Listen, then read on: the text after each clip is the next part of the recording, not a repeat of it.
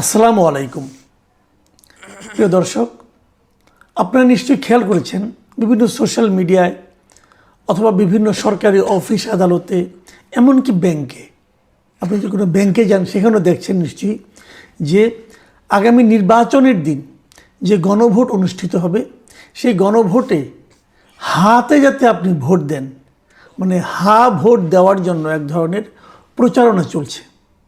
এটা নিয়ে আমি কথা বলেছি যে সরকার অথবা সরকারের কোনো প্রতিষ্ঠান তারা কি গণভোটে নির্দিষ্ট একটা মার্কার পক্ষে, নির্দিষ্ট একটা পক্ষে ভোটের জন্য প্রচারণা চালাতে পারেন কি না, এটা নৈতিক ব্যাখ্যাটা কি হতে পারে তা নিয়ে আমি মোটামুটি কথা বলেছি এবং এটা আপনারা দেখেছেনও বটে।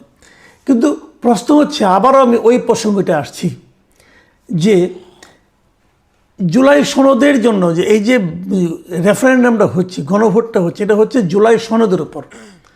জুলাই সনদটাকে আপনারা পাশ করতে চান কিনা, মানে এই জুলাই সনদের উপর 4টা প্রশ্ন আপনাদের সামনে রাখা হবে এবং আপনি যদি হাঁ দেন তাহলে 4টাই হাঁ হবে, আর যদি না দেন তাহলে 4টাই না হবে। এবং প্রচারণাটা কীভাবে চালানো হচ্ছে এটা নিয়ে আমি একটু পরে কথা বলছি। তার আগে বরং আমরা একটু দেখে নিই যে প্রচারণাটা কীভাবে চালানো হচ্ছে। বিভিন্ন পত্রপত্রিকাও দেখছি, মিডিয়াকেও দেখছি, তারাও কিন্তু এই ধরনের প্রচারণা চালাচ্ছে। যেমন আমি একটা প্রচারণা আপনাদের একটু পড়ে শুনে, আপনারা দেখেন প্রচারণাটা। সেখানে কি বলা হয়েছে,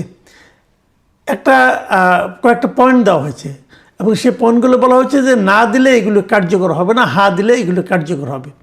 যেমন বলা হয়েছে এখানে সব দল মিলেমিশে তত্ত্বাবধায়ক সরকার, নির্বাচন কমিশন ও পিএসসি গঠনে অংশ নেবে।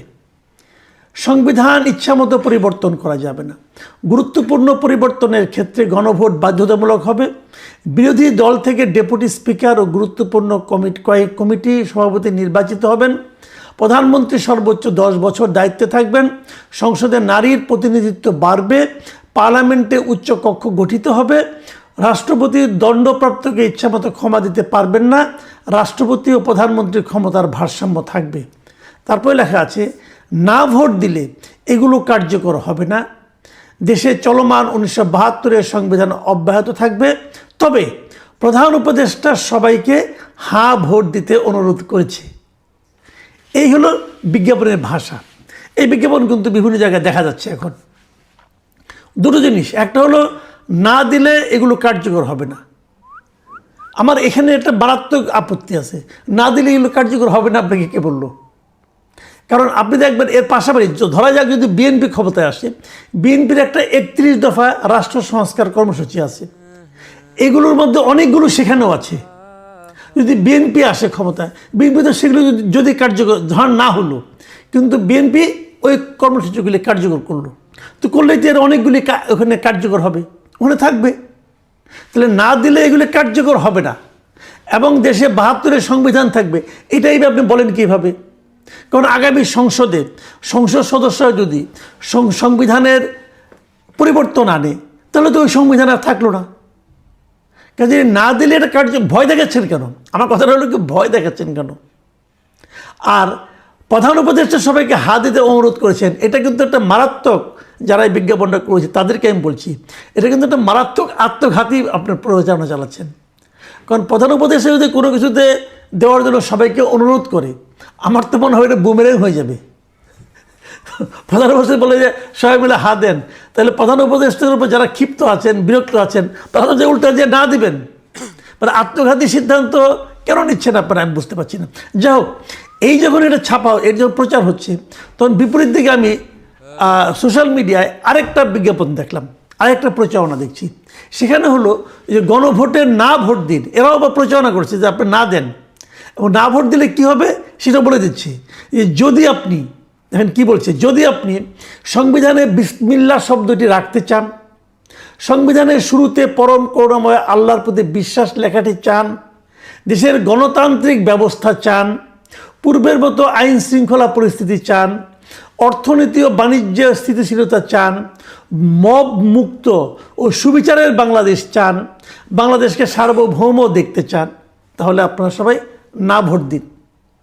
আচ্ছা, এই যে প্রচারণাটা হচ্ছে, এই প্রচারণাটা কি গ্রহণযোগ্য? না ভোট দিলে কি আপনি কি পাবেন? ধরেন পূর্বের মতো আইন শৃঙ্খলা পরিস্থিতি চান, অর্থটা কি? পূর্ব মানে কোন পূর্বে? আওয়ামী লীগের আমলের? আওয়ামী লীগের আমলে আইন শৃঙ্খলা পরিস্থিতি খুব ভালো ছিল, তখন কি লোকজনকে নিয়ে গুম করতেন না আপনারা? গুম তো হতো। তাহলে ওই আইন শৃঙ্খলাকে আপনি চান? আমি চাই না তো ভাই। আবার বলছে কি যে অর্থনৈতিক বাণিজ্য স্থিতিশীলতা চান। আওয়ামী লীগ আমলে কি অর্থনীতি ভালো ছিল? এই এস আলমরা যে ব্যাংক লুটপাট করে নিয়ে গেছে, এটা কি ভালো অর্থনীতির পরিচয় বহন করে? দেখেন, এই দুটো বিজ্ঞাপনে কিন্তু প্রকৃত যে তথ্যটা, প্রকৃত যে চেহারাটা গণভোটের, সেগুলিকে আড়াল করছে। যারা না চাচ্ছে তারা তাদের মতো করে প্রচার করছে, যারা হ্যাঁ চাচ্ছে তারা তাদের মতো করে প্রচার করছে। জনগণ কোথায় যাবে? তাহলে জনগণের উপায়টা কি? আপনি হয়তো বলবেন যে জনগণ যেটা ভালো মনে করবে সেটাই করবে। যদি জনগণ যদি যেটা ভালো মনে করে সেটাই করে, তাহলে রাষ্ট্র, সরকার তারা কেন হার পক্ষে প্রচারণা চালাচ্ছে? তারা কি এটা জনগণের উপরে ছেড়ে যেতে পারে না? আচ্ছা, জনগণ কি করবে? আচ্ছা, ভালো কথা, জনগণ কেমন জ্ঞানী সে আলোচনা আমরা করতেছি।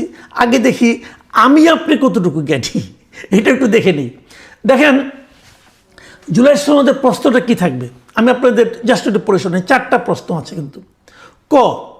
ক প্রশ্নটা হলো, নির্বাচনকালীন সময়ে তত্ত্বাবধায়ক সরকার, নির্বাচন কমিশন এবং অন্যান্য সাংবিধানিক প্রতিষ্ঠান জুলাই সনদে বর্ণিত প্রক্রিয়ার আলোকে গঠন করা হবে। 1 নম্বর এটা। খ বলা হয়েছে, আগামী সংসদ হবে 2 কক্ষ বিশিষ্ট। জাতীয় সংসদ নির্বাচনে দলগুলোর প্রাপ্ত ভোটের অনুপাতে 100 জন সদস্য বিশিষ্ট একটি উচ্চ কক্ষ গঠিত হবে এবং সংবিধান সংশোধন করতে হলে উচ্চ কক্ষের সংখ্যাগরিষ্ঠ সদস্যের অনুমোদনে হবে। এটা 2 নম্বর।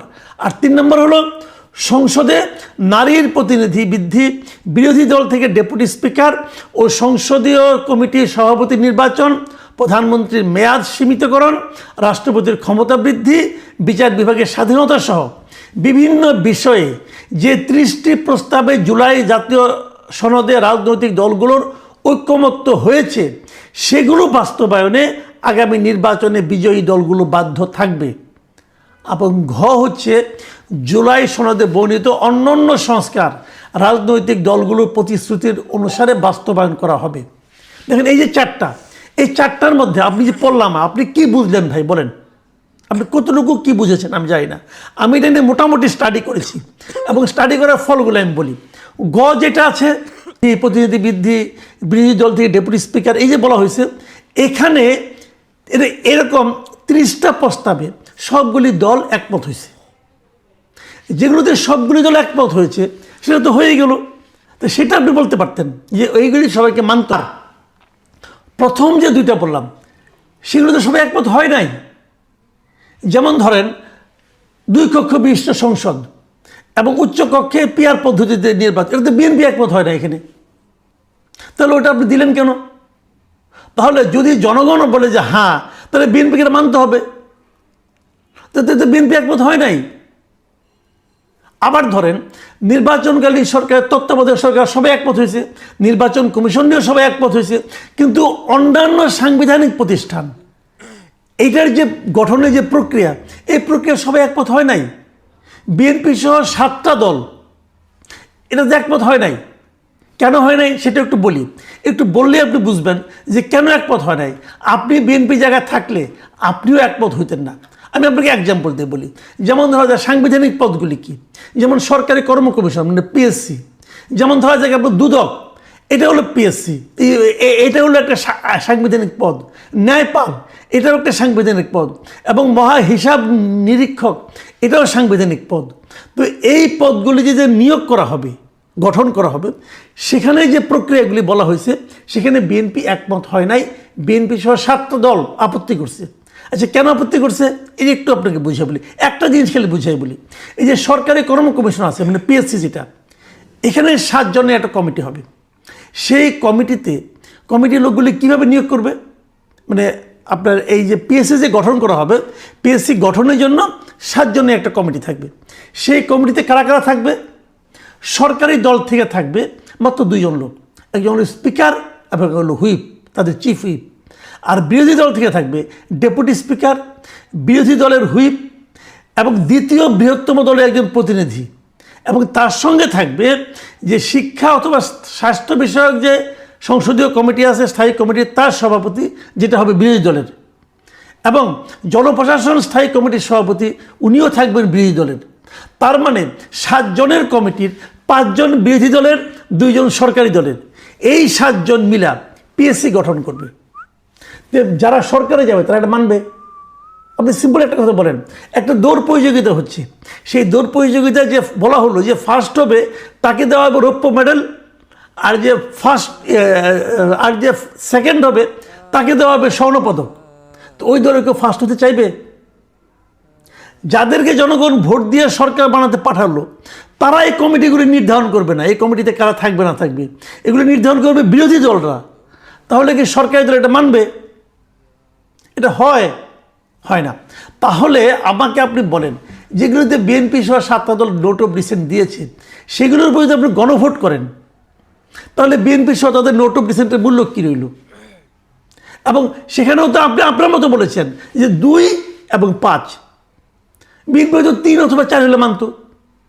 জনগণকে আপনি অপশন 2 অথবা 5 দিলেন কেন? 6 অথবা 1 দেন, 6 বনাম 1 দেন, তত আপনি দেননি। তার মানে এই আলী রিয়াজ সাহেবরা ওনারা একটা প্ল্যান করেছেন, সেই প্ল্যানটা বাস্তবায়নের জন্য এখন তারা জনগণের সঙ্গে দিয়ে দিয়েছে। ছোটোবেলায় একটা কৌতুক শুনতাম, মনে আছে কিনা আপনি যাই না, এক ছেলে ওষুধ খাচ্ছে না কিছুতেই, তারা ট্যাবলেট দেয়, সে খেলে ফেলে দেয়। তোর মা করলো কি, একটা বুদ্ধি করলো, একটা রসগোল্লা নিয়ে আসছে, রসগোল্লার ভেতরে ট্যাবলেটটাকে ঢুকিয়ে দিয়েছে, ঢুকিয়ে দেওয়ার পর বলছে বাবা রসগোল্লাটা খেয়ে ফেলো। তো ছেলে বলে বাবা ঠিক আছে মা তুমি রাখো, আমি পরে খাচ্ছি। কিছুক্ষণ পর মা আসছে, আসে দেখে রসগোল্লাটা খেয়ে ফেলছে, সে খুব খুশি। বাবা তুমি রসগোল্লা ঠিক মতো খেয়েছো তো? হ্যাঁ মা আমি খেয়েছি, তবে ভেতরে একটা বিচি ছিল, বিচিটা ফেলে দিয়েছি। তো এই আলী রিয়াজ সাহেব, ডক্টর ইউনুস, ওনারা মিলেমিশে আমাদেরকে একটা এই গণভোট নামক রসগোল্লা ধরাই দিছে। এখন নির্ভর করছে আপনার উপর, আমার উপর, আমরা কি ওই বিচি সহ রসগোল্লাটা খাবো নাকি বিচিটা ফেলে দিয়ে খাবো। তারা কিন্তু আমাদের সেই অপশনটা দিচ্ছে না, বলছে খেতে হলে বিচি সহই খেতে হবে, আর না খেলে তুমি রসগোল্লা খেতে পারবে না। এটা ভাই হয় না। যে জিনিসটা আপনারা করছেন এটা কেউ মানবে না, এটা কেউ মানবে না। আপনারা যদি ওই যে গয়ে যেটা আছে যদি ওটা দিতেন, যে 30টাতে একমত হয়েছে সেই 30টাই মানবেন, এবং তার সঙ্গে যদি ঘ দিয়ে দিতেন যে জুলাই সনদে বর্ণিত অন্য অন্য সংস্কার রাজনৈতিক দলগুলোর প্রতিশ্রুতি অনুসারে বাস্তবায়ন হবে, তাহলে হয়ে যেত। কিন্তু ক এবং খ দেওয়াতে কিন্তু আপনারা একটা আওলা বাঁধিয়ে ফেলেছেন, আপনারা প্যাকেজ বানিয়ে ফেলেছেন, এবং এই প্যাকেজ আমাদেরকে অনুমোদন করতে বলছেন। আমি প্যাকেজ অনুমোদন করবো কেন? প্যাকেজ মানে কি? আমি আরেকটা উদাহরণ দিয়ে আলোচনাটা শেষ করব। ধরেন আপনি যদি হা দেন সবগুলি হা, না দিলে সবগুলি না, মানে হয় আপনি 4টাই গ্রহণ করবেন, না হলে আপনি 4টাই বর্জন করবেন। এর মধ্যে কিছু কিছু আমার পছন্দ, আমি যে বলবো আমি এই পছন্দের এগুলি নিব, অপছন্দের এগুলি নিব না, তা হবে না। আপনাকে পুরো প্যাকেজ দিতে হবে। আলী রিয়াজ সাহেব অনেক গবেষণা করে একটা প্যাকেজ বানাইছে, আপনাকে এই প্যাকেজ দিতে হবে। আমি একটা ছোট্ট এক্সাম্পল দিই, তারপরে শেষ করে দিচ্ছি। ধরা যাক আপনার নাস্তার টেবিলে আপনি খুব ক্ষুধার্ত, এখন আপনি সকালে সারা রাত আপনি কাজকর্ম করেছেন, ক্ষুধার্ত হয়ে গেছেন, সকালে নাস্তা খেতে বসছেন। টেবিলের মধ্যে দেখা গেল একটা প্লেট, সেই প্লেটের মধ্যে একটা আপেল আছে, একটা ডিম আছে, একটা রুটি আছে, ঠিক আছে, আবার তার সঙ্গে একটু সবজি আছে, সবই কিন্তু সব স্বাস্থ্যকর খাবার। আবার মাঝখানে ছোট্ট একটা গ্লাসের মধ্যে একটু 1 পেগ মদ আছে, দিয়ে বলা হচ্ছে এটা হলো প্যাকেজ, আপনি যদি নাস্তা করেন আপনাকে পুরোটাই খেতে হবে।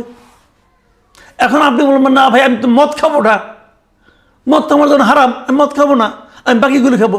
সে বলছে না ভাই এটা প্যাকেজ, আপনি প্যাকেজে খাইলে সবগুলি খাইতে হবে, নাহলে আপনি একটাও খাইতে পারবেন না। তাহলে আপনার জন্য অপশনটা কি? আপনার জন্য অপশন হলো হয় আপনি অভুক্ত থাকবেন, না খেয়ে থাকবেন, ক্ষুধায় মরবেন, অথবা আপনি হারাম মদ সহ অন্য অন্য জিনিসগুলি খাবেন। আপনি কি করবেন ভাই? আমাদের কাছে ওইরকম একটা প্যাকেজ ধরিয়ে দেওয়া হয়েছে, আমরা কি করব ভাবুন আপনি। এখন দোষটা কার? আমি যদি খাই তাহলে আমি দোষী, যদি না খাই তাহলে আমি দোষী। আমি যদি বলি এই প্যাকেজ যে তৈরি করেছে সে হলো সবচেয়ে বড় দোষী, সেই দোষীকে চিহ্নিত করেন এবং সেই